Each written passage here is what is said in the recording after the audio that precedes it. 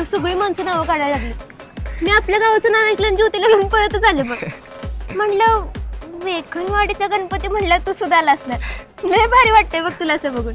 अगं असं अगं नाचून नाचून कशी अवस्था झाली बघ माझी. पण असा साधाच भारी दिसतोस तू. साधा मी तुला साधा आहे म्हणून आवडतो का साधा दिसतो म्हणून? जसा आहेस तसा आवडतोस. बरं चालतंय मग जायचं का असंच आपल्या घरी? नाही तू यायचं सगळ्यांना घेऊन घरी सांगायचं केवढं बरं लग्न करणार आहे.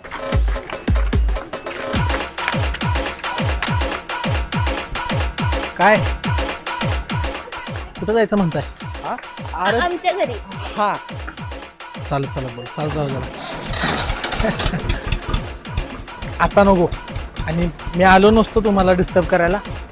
मंडळातली सगळी पोरं तुम्ही दोघंच बोलताय त्यामुळं नाचायचं सोडून तुमच्याकडेच बघतायत.